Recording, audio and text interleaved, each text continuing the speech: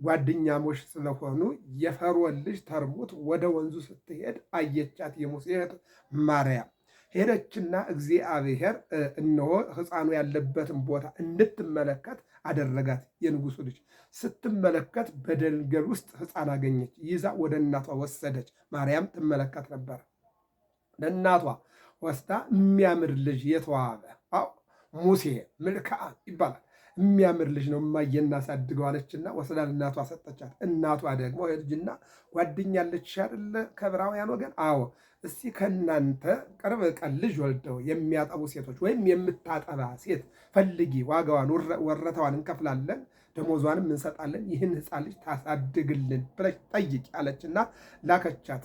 ማርያም እነሆ ቁማ ተጠብቅ ነበርና እየሮጠች አንቺ ማርያም አለች። አቤት ከእናንተ መካከል ቅርብ ቀን የወለደች የምታጠባ ጡቷ ወተት ያላት ሴት ፈልጊልኝ፣ ደሞዝ እንከፍላታለን። ሕፃን ልጅ በቄጠማ ስር ተጥሎ አግኝቼ እሱን ሕፃን አሳዝኖ ልናሳድገው ነውና የእናቴ ፈቃድ ስለሆነ የኔም ፈቃድ ስለሆነ ገንዘብ እንሰጣለን፣ ወጩን እንችላለን።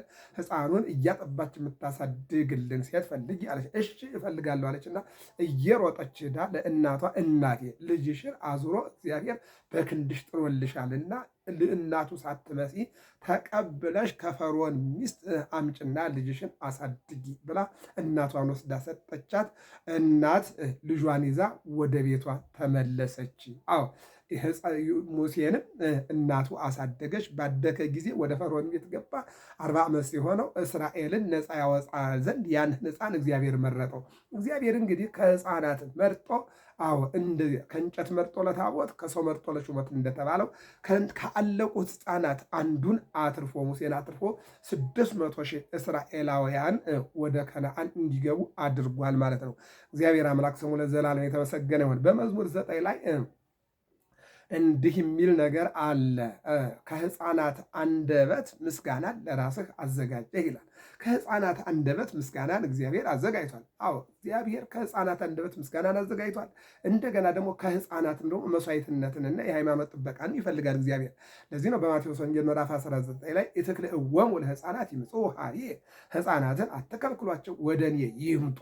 አዎ በክርስትናቸው ይምጡ፣ በሃይማኖታቸው ይምጡ፣ በሰማዕትነት ይምጡ።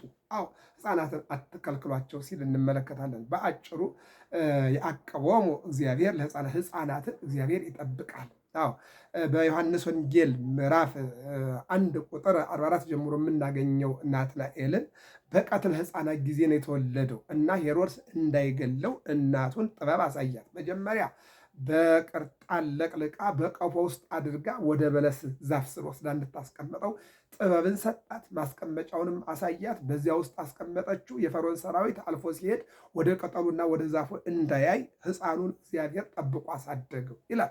እግዚአብሔር ያሳድጋል። አሳድጎ ምን አደረገው? የራሱ ሐዋርያ ወንጌላዊ አደረገው የሚለውን ይተረጉማል ማለት ነው። ስለዚህ የሚገርመው ነገር ቅዱስ ቂርቆስ በመንደር ውስጥ ነበር ያለውና ሕፃን አስጠራና አምጣና ስለምናመልከው ማን እንደሆነ ሕፃኑ ይነግርሃል አለችው ይለናል። በዚህን ጊዜ የሚገርመው ነገር ወታደሮች ሲልቅ ወደ መንደር ማንን አገኘ? ሕፃኑ ቂርቆስን አገኘው። ለሰማዕትነት ተዘጋጅቶ እግዚአብሔርም አዘጋጅቶ ስለነበር ሩቅ አልደከሙም። እዚያው አጠገባቸው ነው ያገኙት ማለት ነው። ቅዱስ ቂርቆስን ማለት ነው።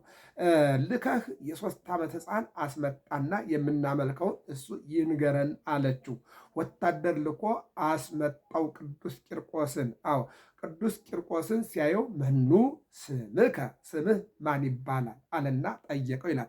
ከንጹህ ምንጭ ከማይጠፋ ውሃ የተገኘ ክርስቲያን ነው። ዘላለማዊ ስሜ ክርስቲያን ነው።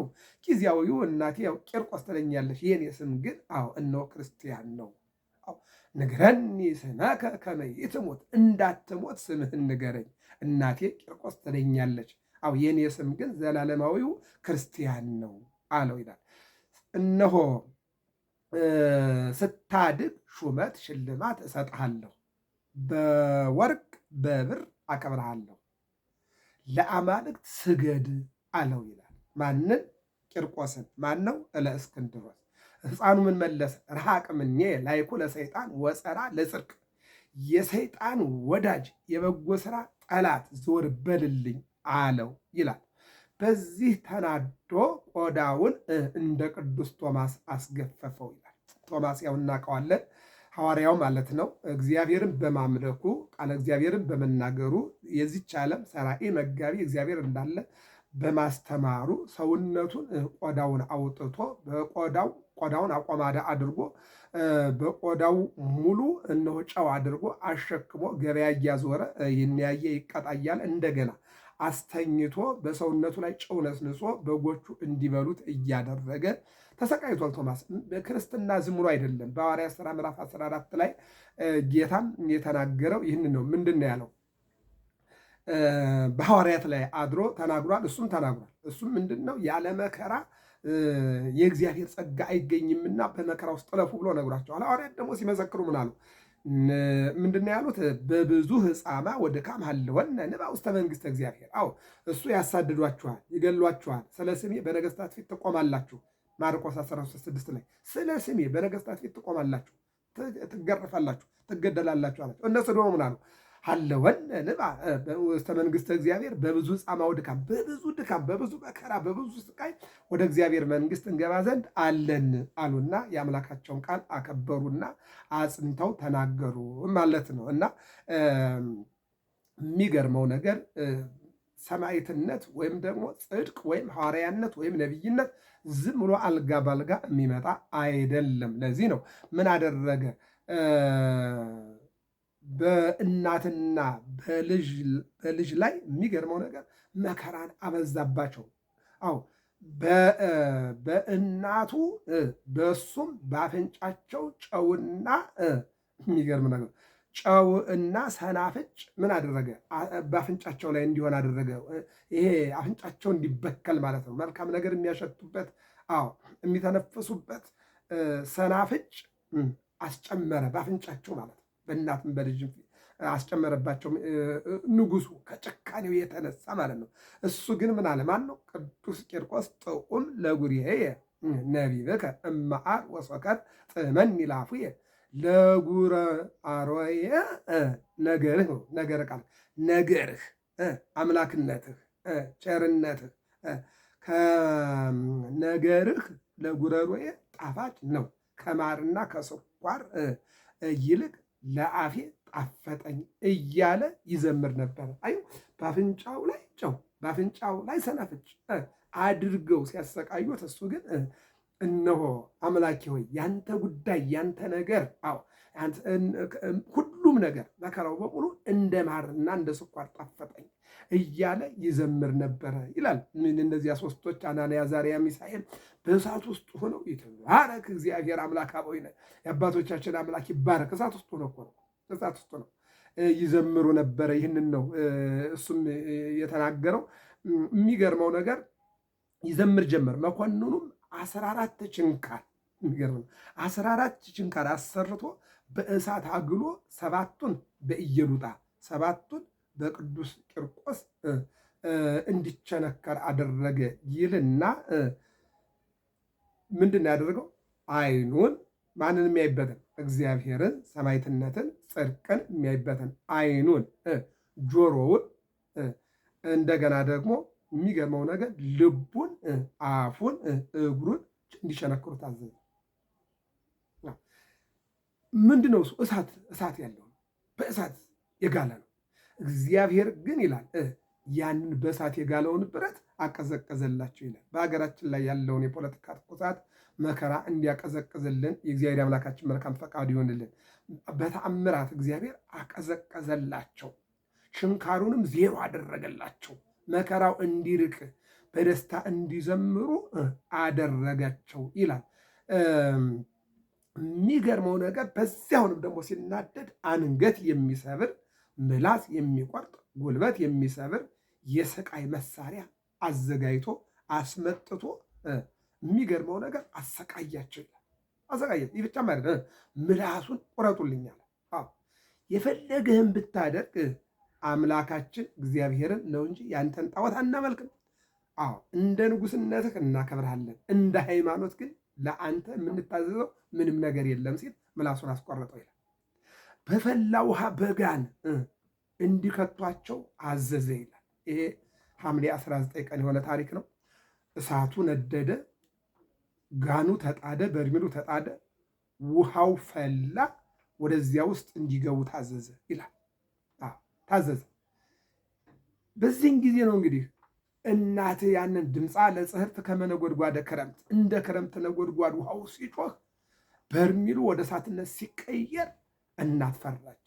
ሕፃኑ ምን አለ? ጥብእኬ የምንፈጽም ገድለነ ይቤላ ሕፃን ለሞ ሕፃኑ ለእናቱ እንዲህ አላት፣ ጥብእኬ የምንፈጽም ገድለነ እናቴ ሆይ ጨክኝ ተጋድሏችን እንፈጽም አላት። ዘአድኃኖሙ ለአናንያ ወአዛርያ ወሚሳኤል ውእቱ ያድነን። አናንያ አዛርያ ሚሳኤልን ያዳነ እኛንም ያድነናልና እናቴ ሆይ ጨክኝ አትፍሪ አለና እናቱን እንደውም አሃዛ ለእሙ ዕዳ ዘየማን ወሰሃባ ቅድመ መኮንን ይላል። እናቱን የፍርሃት ዕዳ የጥርጥር ዕዳ ያዛት። አዎ ሕፃኑ ግን በመኮንኑ ፊት እናቱን ጎትቶ ለክብር አበቃት ይላል። ሕፃኑ እናቱን ጎተተና ለክብር አበቃት። ወደ ፈላ ውሃ እንዲገቡ ምን አደረገ? እሱ ሕፃኑ እናቱን አበረታ። እንደውም ድጓ ምን ይላል? ጸለየ። አዎ ቅዱስ ቂርቆስ ጸለየ፣ እንዲህም ብሎ አለ። አዎ ምንድን ነው ያለው? ሰማይን ከላይ የሰቀልከው መሬትን የመሰረትከ አምላክ ዘበስላሴ ከአመርክ አለ ምድር በሶስትነትህ ዓለምን የፈጠርክና መሬትን የዘረጋህ አምላክ የእናቴን ፍርሃት አስወጣና ጽድቅን እንድትለብስ ሰማዕትነት እንድትለብስ አድርግልኝ ብሎ ጸለየ። በጸሎቱ ለቅዱስ ቂርቆስ አዎ ወፃ ማይ ውስተ ጽሕርት ወኮነ ጥምቀተ ለአግብርተ እግዚአብሔር። አዎ በቅዱስ ቂርቆስ ጸሎት እሳቱ እዚያ የጋለው እሳት ላይ ጸበል ወጣና ጥምቀት ሆነላቸው ይላል። ይህን የሚናገረው እስኪ ይሄ እንግዲህ ሐምሌ ቅዱስ ቂርቆስ ላይ ያለው ነው። አሁን ላይ ጥር ላይ ነው ያለነው። ዋዜማው ላይ እንመልከት። ይቤላ ሕፃን ለእሙ ጥብእኬ እም ወይ ትናፍቂ እናቴ ሆይ አለ። ይሄ አሁን የጥር ዋዜማ ነው። ጥብእኬ እም ሕፃኑ ለእናቱ እንዲህ አላት አለ ቅዱስ ያሬድ። ይቤላ ሕፃን ለእሙ ጥብእኬ እም እናቴ ሆይ ጨክኝ። አዎ ንፈጽም ገድለነ ወስምዓነ ከመ ናስምሮ ለአምላክነ ለዘሐወፀነ እማርያም። ከሰማይ መጥቶ ለጎበኘን አንድም ለሚጎበኘን በሌላ መልኩ ለሚያድነን ለእግዚአብሔር እነሆ ከመ ናስምሮ እንድናገለግለው ሕፃኑ እናቱን እንዲህ አላት፣ ጨክኝ እናቴ። አዎ ገድላችን፣ ተጋድሏችን፣ ምስክርነታችን እንፈጽም። አዎ ከመ ናስምሮ ለአምላክነ አምላካችን እንድናገለግለው። ማገልገል በእሳት ላይም በፈላ ውኃ ላይም ማገልገል ነው። በተመቸ ቦታ ብቻ አይደለምና በመከራ ውስጥም እግዚአብሔር ማገልገል ነውና ከመ ናስምሮ ለአምላክ ለዘሐወፀነ። አዎ ለዘሐወፀነ እማርያም ከሰማይ ሆኖ ለጎበኘን ለሰማዕትነት ለመረጠን ለጠራን ለእግዚአብሔር አዎ እሱን እንድናገለግለው እናቴ ሆይ ጨክኝ አለና አበረታት ይላል። እንዲህ አይነት ሕፃን አዎ እናቱን የሚያበረታ ለሰማዕትነት የሚያበቃ ዛሬም ብዙ ሕፃናት አሉ እናታቸውን የሚያስተምሩ እናታቸውን ለበረከት የሚያበቁ ማለት ነው። ይትባረኩ ላይ ደግሞ ልቀ ሕፃን ወጸና በመንፈስ ቅዱስ ሕፃኑ አደገ በመንፈስ ቅዱስን በረታ ይልና ምንድን ነው እስከ አመ ያገይስው ሀበ እስራኤል ይላል። በመንፈስ ቅዱስ ነበረ ሐቅለ አው በበረሃ እስከ አመ ያገይስው ሀበ እስራኤል ወደ እስራኤል እስከሚያደርሱት ለበረከት እስከሚያደርሱት ድረስ ሕፃኑ አደገ እያለ ይናገራል። ሌላው ዘይስእሎሙ ለሕፃናት ሕፃናትን የሚንከባከባቸው ለሕፃናት ወይነግስ ለሰማዕታት በደብረ ጽዮን በሰማዕታት ላይ የሚነግስ አንድም ሰማዕታትን የሚያነግስ እና የሚያከብር እግዚአብሔር ዘይስእሎሙ ለሕፃናት ሕፃናትን የሚለምንላቸው የሚያጸናቸው የሚያሳድጋቸው ይልቁንም የሚንከባከባቸው እግዚአብሔር በደብረ ጽዮን የነገሰ በሀገር ቅድስት ሀገር በኢትዮጵያ በኢየሩሳሌም ነቢያት ምጽአቱን መወለዱን ሰበኩ ይላል። አሁን ያለንበት ዘመን አስተርእዮ ዘመነ መገለጥ ዘኤጲፋንያ ይባላል። ከታኅሳስ 29 ጀምሮ እስከ አብይ ጾም ድረስ ያለው መገለጥ ነው። ለሕፃናት የሚለምን አንድም የሚለምን ሕፃናትን የሚያሳድግ እግዚአብሔር ወይነግስ እንደ ሰማዕታት የሚነግስ አንድም የነገሰ እግዚአብሔር በደብረ ጽዮን በሀገር ቅድስት በኢየሩሳሌም ነቢያት ይመጣል፣ ይወርዳል፣ ይወለዳል እያሉ ተናገሩ፣ አስተማሩ፣ ሰበኩ ይለናል። ቀጥሎ ደግሞ መላእክት ይሰግዱ ሎቱ። ነቢያት ብላሉ መላእክትም ይሰግዱለታል። አዎ ይሰግዱ ሎቱ። ሐዋርያት ተኮነኑ ሎቱ። ሐዋርያት ደግሞ ይገዙለታል። መላእክት ይሰግዱለታል፣ ሐዋርያት መላእክት ይሰግዱለታል፣ ሐዋርያት ደግሞ ይገዙለታል። አዎ መላእክት ይሰግዱ ሎቱ፣ መላእክት ይሰግዱለታል። ሐዋርያት አዎ ተኮነኑ ሎቱ፣ ኮነንዎ።